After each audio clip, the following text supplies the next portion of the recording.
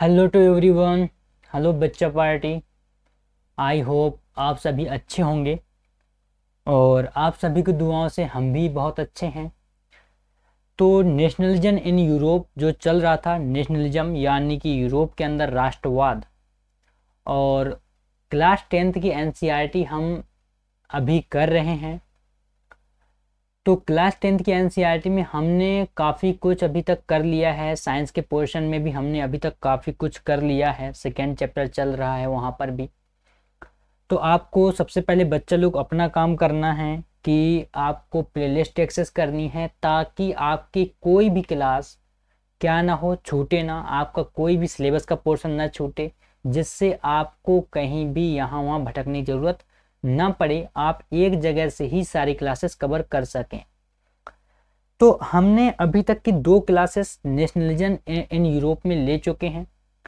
क्यों ले चुके हैं अभी तक 2 क्लासेस? ये 3rd क्लास आने जा रही है, तो ये पूरा चैप्टर 6 पोर्शन में डिवाइड था। तो हमने कहा था 1 क्लास में 1 पोर्शन ही इसका कवर करेंगे, जिससे आपको कोई भी पैनिकनेस ना आए, टॉपिक में क्लियरिटी रहे कि किस सेक्शन में क्या बातें हुई हैं। अगर हम एक ही क्लास में पूरा चैप्टर करा देंगे या एक क्लास में एक से ज़्यादा सेक्शन करा देंगे तो आपको कन्फ्यूजन क्रिएट हो सकता है। प्रॉब्लम यहाँ पर है। इस वजह से हर क्लास में एक सेक्शन कवर किया जा रहा है इस चैप्टर का।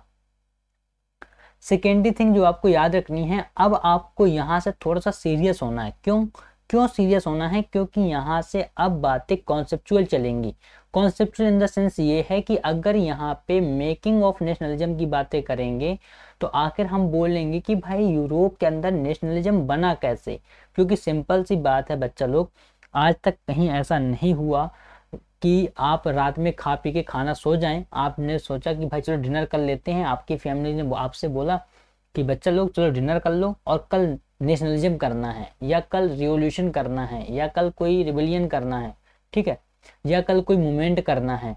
तो ऐसा नहीं होता है। तो ठीक है, तो होता क्या है? होता ये है कि सिंपली अगर देखा जाए तो एक नेशनलिज्म के पीछे एक पूरा बैकग्राउंड काम करता है।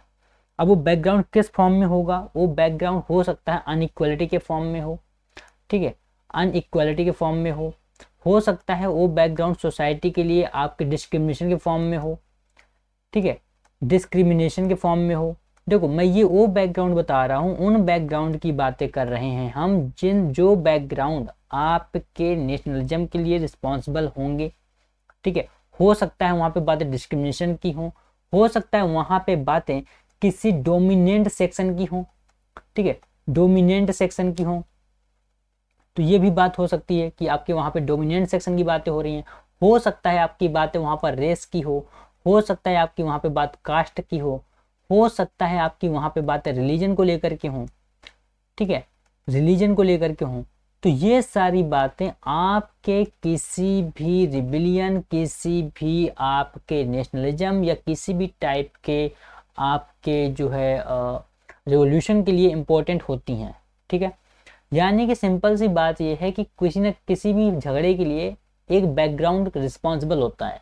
अब वो बैकग्राउंड अगर हम छोटे लेवल पर देखेंगे तो हमें छोटी छोटी बात समझ में आएंगी, अगर उसी बैकग्राउंड को हम बड़े लेवल पर देखेंगे तो हमें ये सारी बातें भी समझ में निकल करके आएंगी। तो यही कुछ बातें रेस, कास्ट, रिलीजन, आपके social, political and economical causes, discrimination, inequality, right जैसे कुछ बातें, कुछ राइट्स जैसी बातें, यही बातें सब कुछ यूरोप के अंदर चल रही थी। अब इन्हीं बातों को हम यूरोप के अंदर देखेंगे। तो जब यही सारी बातें यूरोप के अंदर चल रही थी तो वहां पर हुआ क्या? वहां पर लोगों के अंदर एक अवेयरनेस सी आई और ये पूरी अवेयरनेस एक फायर का फॉर्म लेकर के पूरे यूरोप में फैल गई। जो कि हमने फ्रांस से लेकर के देखा कि फ्रांस से लेकर के आज तक के जितने भी रिवॉल्यूशन हम पढ़ेंगे या आज तक के जितने भी रिवॉल्यूशन हमने देखा, तो कहीं ना कहीं ये बैकग्राउंड के कॉजेज रिस्पॉन्सिबल रहे हैं। अगर इंडिया के अंदर भी देखेंगे तो इंडिया के अंदर भी कहीं ना कहीं ये चीज़ें आपके लिए रिस्पॉन्सिबल दिखेंगी। अगर आप यूरोपियंस के अलावा किसी भी कंट्री के अंदर देखेंगे तो यही चीज़ें आपको बैकग्राउंड के फॉर्म में हमेशा नज़र आएंगी। तो इस वजह से इन टर्म्स को, इन वर्डों को आप याद कर लो, इन वर्ड्स को आप क्या कर लो, याद कर लो कि भाई अगर कहीं रिबिलियन होता है, कोई रिवोल्यूशन होता है, कोई नेशनलिज्म होता है, तो inequality, discrimination, dominant section, race, caste, religion जैसी बहुत सारी ऐसी चीज़ें जो social, political and economical causes के फॉर्म में बाहर निकल के आती हैं, वो एज अ बैकग्राउंड का काम करती हैं किसी भी नेशनलिज्म के लिए। ठीक है, तो पहले यहाँ पे हम एक नज़र मार लेते हैं कि यहाँ पे सम इम्पोर्टेंट डेट्स की बात की गई है, कि जो कि सम इम्पोर्टेंट डेट्स बताई गई हैं एनसीईआरटी के अकॉर्डिंग। तो 1797 में अगर आप देखोगे तो नेपोलियन का इन्वेड्स होता है इटली में, और नेपोलिक वॉर बिगिन हो जाता है, चालू हो जाता है। 1814 से लेकर के 1815 के बीच में आपको फॉलन ऑफ नेपोलियन देखने को मिलेगा, कि नेपोलियन वहाँ से डिक्लाइन होना चालू होता है, और आपको यहाँ पे वीना पीस सेटलमेंट भी देखने को मिलेगा। हम डिटेल में बताएंगे कि वीना पीस सेटलमेंट में क्या क्या हुआ था। फिर अगर आप आगे जाएंगे टाइमलाइन में, तो 1821 में आपको ग्रीक स्ट्रगल देखने को मिलेगा फॉर इंडिपेंडेंस बिगिंस। तो आप शुरुआती दौर में इंडिपेंडेंस के लिए आपको वहाँ पे ग्रीक स्ट्रगल देखने को मिलेगा 1821 में। फिर आपको 1848 में आप रेवोल्यूशंस इन यूरोप आपको देखने को मिलेगा, कि आखिर यूरोप के अंदर रेवोल्यूशंस कैसे आया। आपको आर्टिशंस देखने को मिलेंगे, इंडस्ट्रियल वर्कर्स को देखोगे कि आप इंडस्ट्रियल वर्कर्स ने भी पार्टिसिपेट करना चालू कर लिया। पिजेंट्स रिवोल्ट आपको देखने को मिलेंगे अगेंस्ट द इकोनॉमिक हार्डशिप्स। तो सिंपल सी बात है, पिजेंट्स के लिए वहाँ पे इकोनॉमिकली हार्डशिप थी, तो उन लोगों ने क्या किया, उन लोगों ने वहाँ पे रेवोल्यूशन कर दिया फॉर द इकोनॉमिक हार्डशिप के लिए। ठीक है, मिडिल क्लासेस को आप देखेंगे कि सिंपल सी बात ये है, आप जब देखेंगे कि वहाँ पर 19th सेंचुरी के आसपास जब इंडस्ट्रियलाइजेशन होना चालू होता है, या half of the 18th century बोल लो यूके के अंदर, ब्रिटेन के अंदर, तो वहाँ पे क्या होता है, एक मिडिल क्लास उभर करके आता है, और मिडिल क्लास की कॉन्स्टिट्यूशन डिमांड को लेकर के वो लोग अपना क्या कर देते हैं, सिंपल सी बात है, रेवोल्यूशन कर देते हैं। जर्मन्स की बातें देखेंगे कि भाई जर्मन वाला जो सेक्शन था, या जो जर्मन लैंग्वेज बोलने वाले जो लोग थे, वो किस किस एरिया में, हैम्सबर्ग के जो है किस किस एरिया में डोमिनेंट थे। मग्यार्स कौन थे, मग्यार्स लैंग्वेज कहाँ कहाँ बोली जाती थी। ठीक है, पोल्स कौन थे, उसके बाद चर्चिस कौन थे, एटसेट्रा। ये सारे लोग जो रिबिलियन में या जो रिवोल्यूशन में पार्टिसिपेट करते रहे, डिमांड नेशन स्टेट की होती रही। तो ये जो फैक्टर्स आपको यहाँ पे हैं, ये सारे फैक्टर्स कॉज करते हैं यूरोप के अंदर नेशनलिज्म को लेकर के।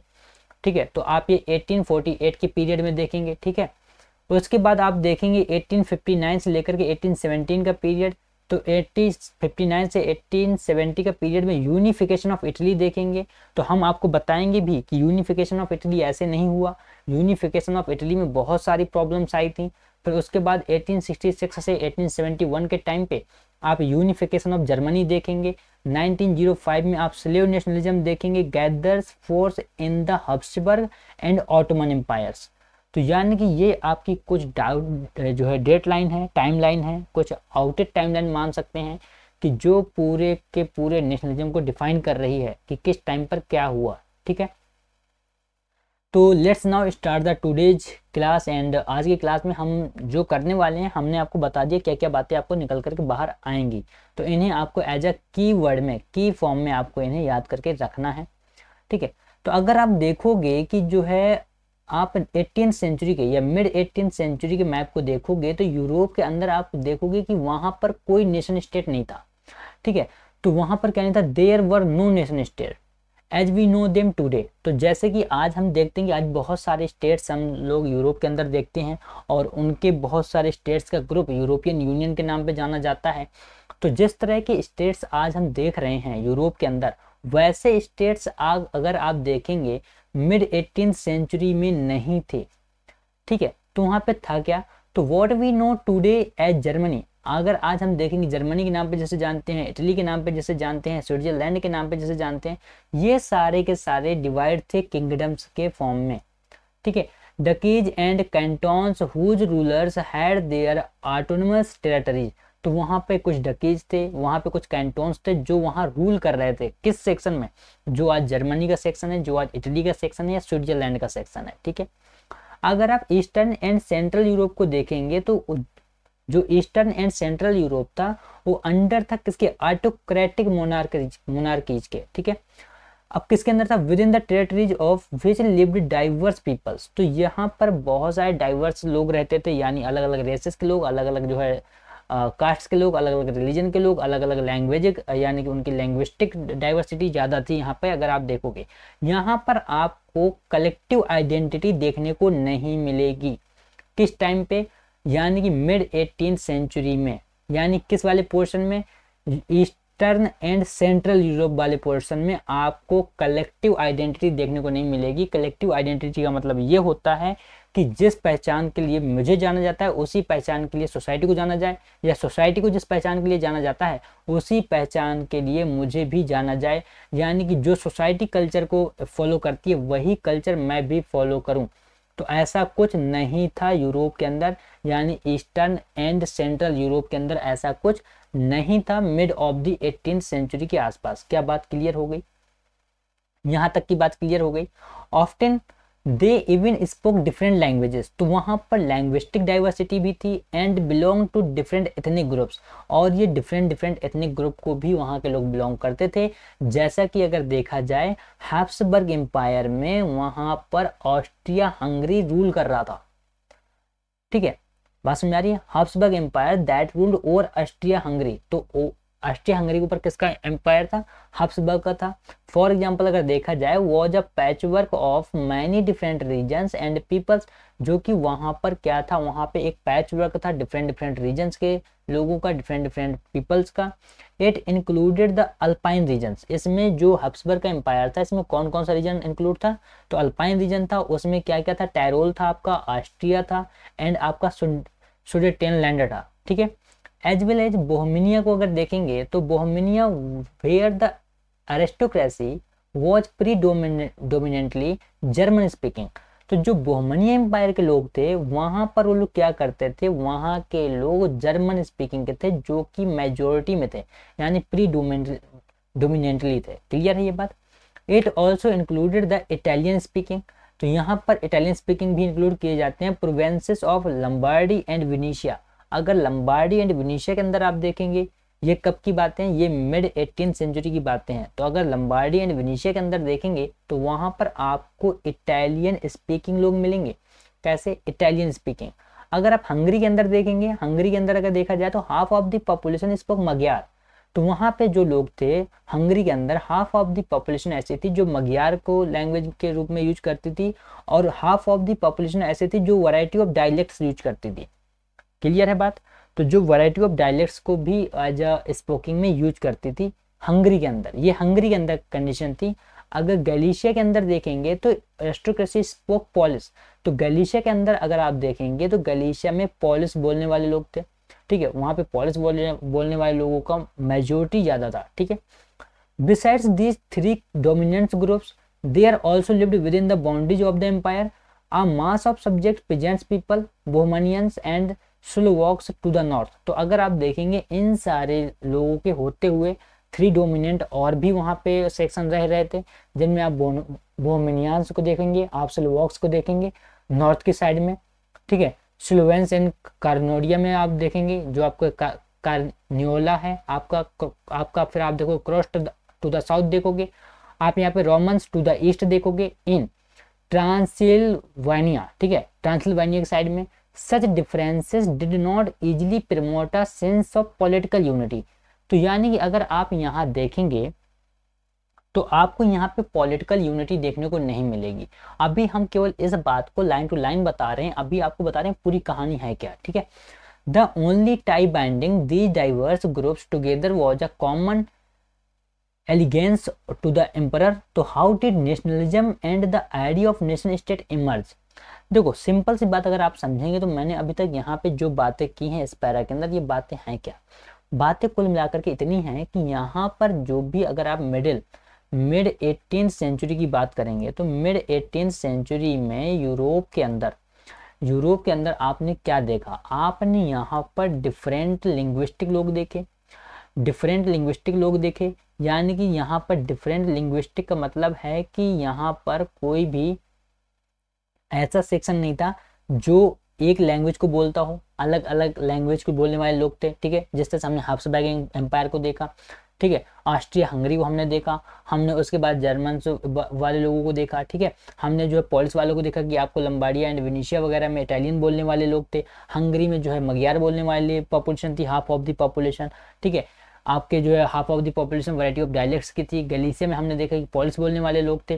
तो यहाँ पर क्या था? यहाँ पर डिफरेंस था, यानी कि डाइवर्सिटी थी लिंग्विस्टिक। कैसी? लिंग्विस्टिक डाइवर्सिटी थी। अब देखो लिंग्विस्टिक डाइवर्सिटी से सिंपल सी बात है कि आप यहाँ पर देखेंगे जिस तरह से आज भी हम बहुत सारी कंट्रीज के अंदर देखते हैं कि हम लोग बोलते हैं हमारा कल्चर सुपीरियर है, हमारी लैंग्वेज सुपीरियर है, हम जिस चीज़ को मानते हैं वो सुपीरियर है। तो यानी कि 18th सेंचुरी के मिड में यूरोप के अंदर, चाहे वो ईस्टर्न यूरोप की बात रही हो, चाहे वो आपके मिडिल यूरोप की बात रही हो, यहाँ पर किसी भी टाइप से कलेक्टिव आइडेंटिटी की बात ही नहीं थी। यानी कलेक्टिव आइडेंटिटी का मतलब क्या होता है? सभी को एक ही पहचान के लिए जाना जाए, ठीक है। कलेक्टिव आइडेंटिटी नहीं थी, तो कलेक्टिव आइडेंटिटी ना होने की वजह से, अगर आप देखेंगे कि कलेक्टिव आइडेंटिटी ना होने की वजह से और इन डिफरेंसेस के होने की वजह से यहाँ पर पॉलिटिकल यूनिटी नहीं थी। अब देखो पॉलिटिकल यूनिटी ना होने का मतलब आप यहाँ पे समझ रहे हो क्या होगा?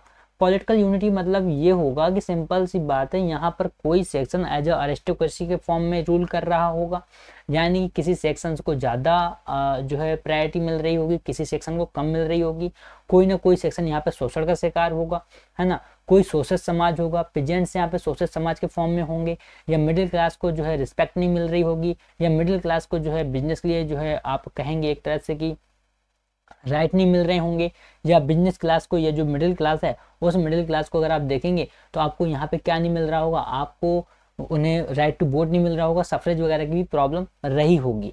क्लियर है ये बात? तो यहाँ पे आपको बोलेंगे कि भाई नेशनलिज्म के लिए ये फैक्टर रिस्पॉन्सिबल रहे, और यहाँ पे नेशन स्टेट की जो इमरजेंस है वो इस तरह से देखने को मिलती है। क्लियर हो गई इस पैरे की बात? चलिए अगले में बात करते हैं। यहाँ पे the aristocracy and the new middle class की बात आती है कि भाई एरिस्टोक्रेसी एक सेक्शन में था और एक सेक्शन में उभरता हुआ मिडिल क्लास था।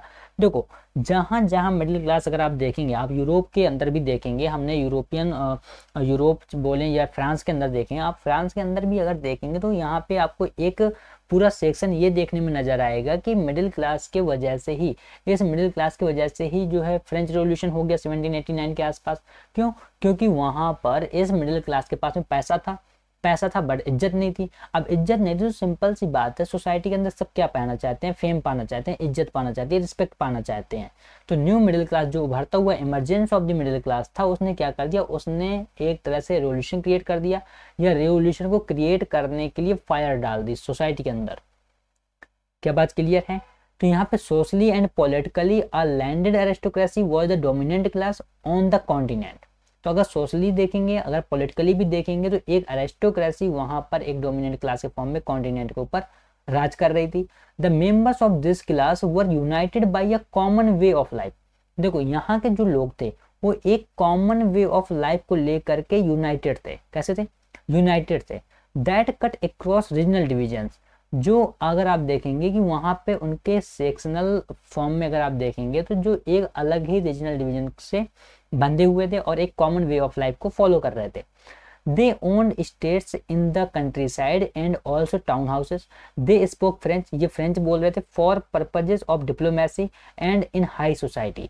तो अगर सिंपल सी बात है, अगर आज देखा जाए आज की हमारी सोच क्या है, आज की सोच ये है इंडिया के अंदर भी कि जो इंग्लिश बोल लेता है वो बड़ा अच्छा एजुकेटेड है, अच्छा डिप्लोमेट हो सकता है, एक अच्छी हाई सोसाइटी को फॉलो कर सकता है, या एक अच्छी हाई सोसाइटी को बिलोंग करता होगा। ऐसी सोच आज की भी हमारे इंडिया के अंदर है, या किसी भी कंट्री के अंदर अगर आज देखा जाए तो ऐसी लैंग्वेज को लेकर के, स्पीकिंग को लेकर के बहुत सारी बातें यहाँ पे निकल करके आ जाती हैं। यही बात आपको फ्रांस के अंदर देखने को मिलेगी कि जो फ्रेंच बोल रहे थे उनका पर्पज क्या था? कि पर्पज ऑफ डिप्लोमेसी में था, और दूसरी बात यह था कि इन हाई सोसाइटी में वहाँ पे फ्रेंच बोली जाती थी। ठीक है, their families were often connected by ties of marriage. ठीक है, तो वहाँ की जो फैमिलियाँ थी जो एक तरह से कॉमन वे ऑफ लाइफ को फॉलो कर रही थी, वो टाइज ऑफ मैरिज से जुड़ी हुई थी।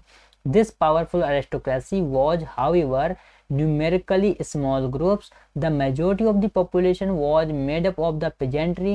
To the west, अगर देखा जाए तो the bulk of the land was formed by tenants and small owners, while in eastern and central Europe the pattern of the land holding was characterized by vast estates which were cultivated by serfs.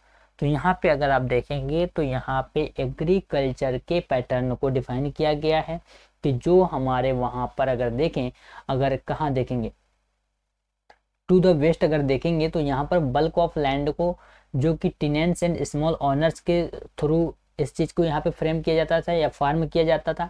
अगर eastern वाले section में देखेंगे और central Europe वाले section में देखेंगे तो आप देखेंगे कि पैटर्न ऑफ लैंड होल्डिंग जो थी वहाँ पे कैरेक्टराइज करती थी कैसे, वास्ट स्टेट्स को जैसे कल्टीवेट कर रहे थे सर्ब्स लोग। क्या बात क्लियर है? Is it clear?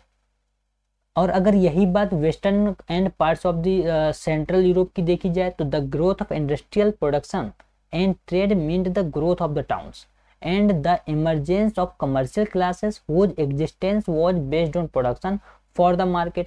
तो अगर आप western and parts of the central Europe की देखेंगे तो यहाँ पर आप देखेंगे कि इंडस्ट्रियल प्रोडक्शन की ग्रोथ चल रही थी। अब देखो इंडस्ट्रियल प्रोडक्शन की ग्रोथ क्यों होगी, सिंपल सी बात है कि इंडस्ट्रियल प्रोडक्शन वहीं स्टार्ट हुआ होगा सबसे पहले जहां सबसे पहले इंडस्ट्रियल रिवॉल्यूशन आया होगा। बात को थोड़ा सा गौर समझना, क्या आया होगा? Industrial revolution. तो सिंपल सी बात है, अगर हम इंडस्ट्रियल रिवॉल्यूशन को हम पढ़ते हैं तो हम बोलते हैं कि mid of the 18th century के आसपास इंडस्ट्रियल रिवॉल्यूशन कहाँ पर आया था? यूरोप में आया था, और यूरोप में वो भी ब्रिटेन के अंदर आया था, जो आज हम यूके बोल देते हैं। कहाँ आया था? ब्रिटेन के अंदर आया था। आफ्टर दैट उसके बाद जो है ये बाकी यूरोप में फैला 19th सेंचुरी के आसपास से। ठीक है, बात समझ में आ रही है? तो हम देखते हैं कि ब्रिटेन के अंदर आया तो यहाँ पर क्या होगा, यहाँ पर इंडस्ट्रियल प्रोडक्शन वाला एक सेक्शन निकल के बाहर आया और उससे क्या बोला गया कि जो भी ट्रेड हो रहा है या जो भी इंडस्ट्रियल प्रोडक्शन हो रहा है उसके बेसिस पे टाउन्स की ग्रोथ मेजर की जाने लगी। इमरजेंस हुआ एक ऐसे क्लास का जो कि कमर्शियल क्लास था और जिसका जो भी बेस था उभरने का वो था प्रोडक्शन फॉर द मार्केट, की सिंपल सी बात है हम मार्केट के लिए प्रोडक्शन करेंगे। तो यहाँ पे इंडस्ट्रियलाइजेशन बिगेन इन इंग्लैंड, तो इंडस्ट्रियलाइजेशन बिगेन हो जाता है इंग्लैंड के अंदर in the second half of the 18th century. तो यानी सेकेंड 18th सेंचुरी की बात करेंगे, सेकेंड हाफ की बात करेंगे 18th सेंचुरी में। बट इन फ्रांस के केस में अगर देखेंगे and parts of the German के केस में देखेंगे तो states it occurred only during the 19th century. तो फ्रांस के केस में या पार्ट्स ऑफ द जर्मन वाले सेक्शन के केस में अगर आप देखें तो ये 19th सेंचुरी में वहां पहुंचा। ठीक है, in its wake new social groups came into begin, और वर्किंग क्लास पॉपुलेशन भी यहाँ से उभरना चालू होता है and middle class made up of the industrialists. तो जो मिडिल क्लास था वो क्या बना, इंडस्ट्रियलिस्ट बनने लग गए, बिजनेसमैन बनने लग गए। ठीक है, आपके देखेंगे कि प्रोफेशनल्स उभरने लग गए। सेंट्रल एंड ईस्टर्न यूरोप की अगर बात करें तो these groups were smaller in number till late 19th century. 19th century तक जो है सेंट्रल एंड ईस्टर्न यूरोप में ये छोटे छोटे स्मॉल नंबर ऑफ ग्रुप में थे। ठीक है, it was among the educated liberal middle classes the ideas of the national unity following the abolition of aristocratic privileges gained popularity। तो जैसे जैसे इमरजेंस ऑफ मिडिल क्लास हुआ, बात को गौर से समझना भाई मेरे, जैसे जैसे emergence of middle class society हुआ, emergence of middle class society हुआ, वैसे ही वैसे आप क्या देखोगे कि यहाँ पर एक तरह से आपको एबोलिशन ऑफ एरिस्टोक्रेसी की थॉट निकल के बाहर आने लग गए। अब एबोलिशन ऑफ एरिस्टोक्रेसी की बात आ रही है, मतलब एरिस्टोक्रेसी को क्या करो, खत्म करो, हम इसके एवोल्यूशन को नहीं सहेंगे। ठीक है, अब यहाँ पर किसकी बात आने लग गई, आपकी यहाँ पे एजुकेशन की बात आने लग गई। तो एजुकेशन जहाँ होगा वहीं पर क्या होगा, वहीं पर राइट्स की बातें आएंगी, वहीं पर इक्वालिटी की बात आएगी। तो ये सारी बातें कब चालू हुई, ये सारी बातें यूरोप के अंदर तब चालू हुई जब यूरोप के अंदर इंडस्ट्रियलाइजेशन बिगिन हुआ। इंडस्ट्रियलाइजेशन आने से पहले यहाँ पर कुछ भी ऐसा नहीं था। तो जब यहाँ इंडस्ट्रियलाइजेशन बिगिन हुआ, इंडस्ट्रियलाइजेशन शुरू हुआ second half of the 18th century में, ठीक है, कहाँ पर, इंग्लैंड के अंदर, तो तब जा करके ये सारी बातें निकल करके आई। और अगर आप देखेंगे 19th सेंचुरी के आसपास फ्रांस एंड जर्मन वाले सेक्शन में भी इंडस्ट्रियलाइजेशन पहुंच चुका था। क्या दोनों पैरा आपके क्लियर हो गए? आपको दोनों पैरा आज क्लियर हैं? चलिए अब देखो यहाँ पे बात की गई है थर्ड पैरे में कि what did liberal nationalism stand for. आखिर लिबरल नेशनलिज्म किस बात के लेकर के बातें करता है।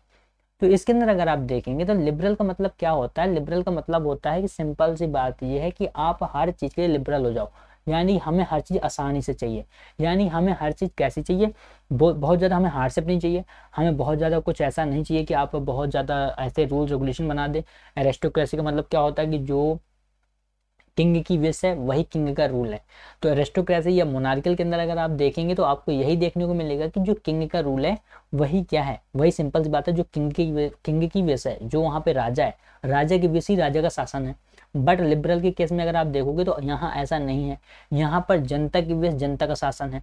ठीक है, तो ideas of the national unity in early 19th century Europe were closely allied to the ideology of liberalism. ठीक है, the term liberalism derives from the Latin root liberal meaning free.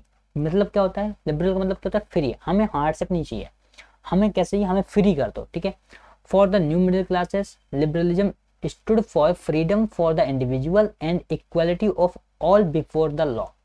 तो मिडिल क्लास के लिए liberalism का मतलब क्या था, middle class के लिए लिबरलिज्म का मतलब था कि आप हमें इंडिविजुअलिटी के लिए फ्रीडम दो, और उसके बाद क्या हो, उसके बाद इक्वालिटी ऑफ लॉ होनी चाहिए बिफोर द लॉ, यानी कानून के सामने सबके लिए क्या होनी चाहिए, इक्वालिटी होनी चाहिए।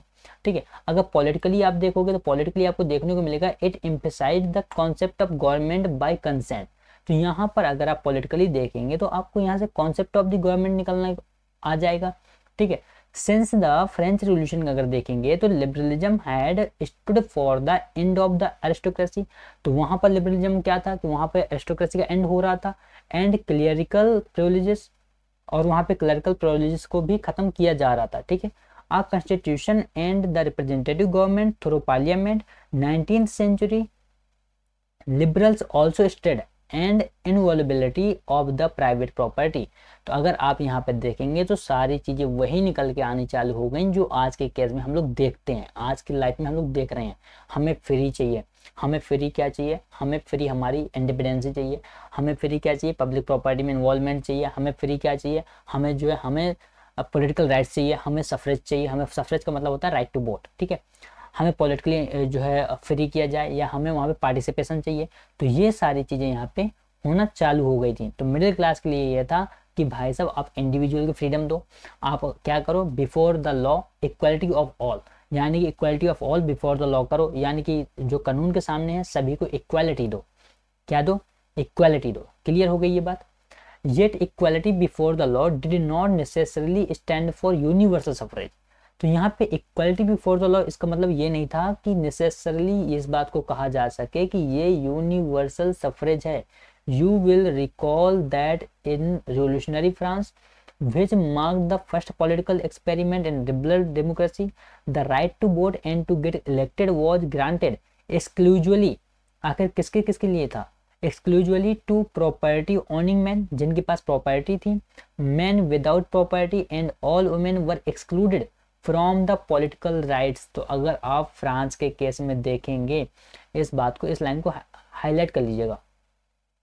ठीक है, अगर आप किसके केस में देखोगे, अगर आप फ्रांस के केस में देखोगे तो आपको वहाँ पे क्या देखने को मिलता है कि उन लोगों ने जब लिबरल डेमोक्रेसी या फर्स्ट पॉलिटिकल लिबरल एक्सपेरिमेंट किया डेमोक्रेसी का, तो उन लोगों ने राइट टू वोट सबके लिए नहीं था, उन्होंने राइट टू वोट सबके लिए ग्रांट नहीं किया, एक्सक्लूसिवली कुछ लोगों के लिए था। वो एक्सक्लूसिवली में कौन कौन से थे, वो प्रॉपर्टी ओनिंग मैन थे जिनके पास प्रॉपर्टी थी, और जो मैन विदाउट प्रॉपर्टी थे या जो ऑल वुमेन थी उन्हें अलग रखा गया था, उन्हें एक्सक्लूड रखा गया था फ्रॉम द पॉलिटिकल राइट्स। उन्हें पॉलिटिकल राइट्स से क्या किया गया था, अलग रखा गया था। ठीक है, only for a brief period under the Jacobins अगर आप देखेंगे did all adult mail enjoy suffrage. तो अगर आप एक ब्रीफ टाइम पे देखेंगे, आप एक शॉर्ट पीरियड के लिए अगर आप देखेंगे तो आप जैकोबिन्स के फॉर्म में देखेंगे कि जैकोबिन्स जो क्लब था, हमने बताया है जैकोबिन क्या था, कहाँ था, वहाँ पे क्या क्या बातें हो रही थी। आप फर्स्ट क्लास को देखिए, आपको पता चल जाएगा। ठीक है, हाउएवर द नेपोलियन कोड, अगर आप नेपोलियन कोड की बात करें, went back to the limited suffrage. फिर से नेपोलियन जब कोड आता है 18045 के आसपास, तो आप वहाँ पे देखोगे कि नेपोलियन ने क्या किया, वहाँ पर फिर से सफरेज को लिमिटेड कर दिया। Reduced women to the status of a minor subject to the authority of the fathers and husband. ठीक है, तो यहाँ पे लेडीज के स्टेटस को लेकर के भी यहाँ पे बातें आई थी नेपोलियन कोड में। Throughout the 19th and early 20th century अगर आप देखेंगे, women and non propertied man organised opposition movements demanding equal political rights. तो अगर आप throughout the 19th century and early 20th century की बात करेंगे तो फिर से एक बार वुमेन्स ने एंड नॉन प्रोप्राइटरी मैन ने, जिनके पास प्रॉपर्टी नहीं थी, उन लोगों ने एक अपोजिशन मूवमेंट रेगुलेट करना चालू कर दिया, ऑर्गेनाइज करना चालू कर दिया, और उन्होंने इस बात को रखा कि हमें भाई इक्वल पॉलिटिकल राइट्स चाहिए, डिमांड करनी चालू कर दी इक्वल पॉलिटिकल राइट्स की। क्लियर है? तो इन द इकोनॉमिक स्फीयर की बात करें तो liberalism stood for the freedom of markets and the abolition of state imposed restrictions on the movement of goods and capital. तो यहाँ पर अगर आप इकोनॉमिकल सर्कुलर फॉर्म में देखेंगे, इकोनॉमिकल के सर्कल में देखेंगे, तो वहाँ पर लिबरलिज्म का मतलब क्या है? वहाँ पर मतलब है कि आप हमें मार्केट के लिए फ्रीडम कर दो, कोई भी गवर्नमेंट, कोई भी स्टेट किसी भी टाइप का रिस्ट्रिक्शन इम्पोज नहीं करेगा, वहाँ पे एबोलिशंस नहीं होंगे। ठीक है, the abolitions of the state imposed restrictions on the movement of goods and capitals during the 19th century, this was a strong demand of the emerging middle class. तो ये उस टाइम के जो मिडिल क्लास था, जो उभरता हुआ middle class था, उसकी ये एक बहुत स्ट्रॉन्ग डिमांड थी। Let us take the example of the German speaking regions in the first half of the 19th century. तो जर्मन स्पीकिंग रीजन्स में क्या बातें चल रही थी? ठीक है, Napoleon's administrative measures had created out of countless small, आपको प्रिंसिपैलिटीज देखने को मिलेंगे, a confederation of 39 states। ठीक है, each of these possessed its own currency and weights and measures। A merchants traveling in 1833 from Hamburg to Nuremberg to sell his goods would have had to pass through 11 customs barriers and the pay a custom tax of about 5% each one of them। तो अगर आप देखेंगे तो यहाँ पे एक incident share किया गया है कि एक ट्रेडर था, जो ट्रेडर क्या कर रहा था 1833 में, एक मर्चेंट था जो ट्रेवल कर रहा था हम्बर्ग टू न्यूरेमबर्ग, और वहाँ पर वो क्या कर रहा था, उस ऑब्जेक्ट को अपने सेल करने जा रहा था, गुड्स को सेल करने जा रहा था। बट जैसे जैसे उसने उन स्टेट्स को पार किया तो उसे 11 कस्टम्स बैरियर मिले, और उन 11 कस्टम्स बैरियर में उसे कस्टम्स पे करने पड़े, और जो कस्टम्स ड्यूटी थी वो अबाउट 5% ऑफ ईच थी, 5% at each one of them. तो वहाँ पर 5% यानी कि जो भी आपने ले रखा है, जो भी आप लेके जा रहे हो उसका 5% दोगे। ठीक है, duties were often levied according to the weight और मेजरमेंट ऑफ द गुड्स। तो ड्यूटी जो लागू होती थी वेट एंड मेजरमेंट के बेसिस पे लागू होती थी। ठीक है, as each region had its own system, सब अपने अपने रीजन्स में अलग अलग सिस्टम थे, उनके वेट्स के सिस्टम अलग थे, मेजर्स के सिस्टम अलग थे। सिंपल सी बात ये थी कि अगर आप मान लो कहीं पर 5 रुपए की टॉफियाँ ले रहे हो, कहीं पर 2 टॉफियाँ मिल रही हैं 5 रुपए की, लेकिन आप आगे गए आपको 5 रुपए की 4 टॉफी मिल गई, फिर आप आगे गए तो 5 रुपए की 5 टॉफी मिल गई। तो सिंपल सी बात ये है कि रीजन के हिसाब से, रीजन के अकॉर्डिंग वहाँ पर वेट्स एंड मेजर्स अपने अपने थे, सबके अपने अपने थे अपने अपने रीजन में। ठीक है, this involve time consuming calculation. The measures of clothes for example अगर बात की जाए वाज द इल्ले। इल्ले एक वहाँ पे मेजरमेंट की आइडेंटिटी बोल सकते हो आप, which in each region stood for a different length. अगर इल्ले की बात की जाए तो ये हर रीजन के लिए एक डिफरेंट लेंथ के फॉर्म में निकल करके बाहर आ रही थी। कैसे? देखो, अगर यहाँ बात की जाए कि in ell of textile material bought in Frankfurt, अगर फ्रैंकफर्ट में हम कपड़ा लेने जाएं उस टाइम पर, तो वहाँ पर एक इल्ले में हमें 54.7 सेंटीमीटर क्लॉथ मिलता था। अगर मेंज में जाएं तो 55.1 सेंटीमीटर क्लॉथ मिलता था। अगर न्यूरेमबर्ग में जाएं तो हमें 65.6 सेंटीमीटर मिलता था, और अगर हम फेरेबर्ग में जाएं तो 53.5 सेंटीमीटर मिलता था। यानी कहने का मतलब क्या है? कहने का मतलब ये है कि जो भी ये मेजरमेंट थी, जो भी ये आइडेंटिटी थी मेजरमेंट के लिए, वेट्स के लिए, लेंथ के लिए, इसका जो मेजरमेंट का अमाउंट था वो अलग अलग रीजन में अलग अलग था, डिफरेंट डिफरेंट रीजन्स में डिफरेंट डिफरेंट था। क्या क्लियर हो गया?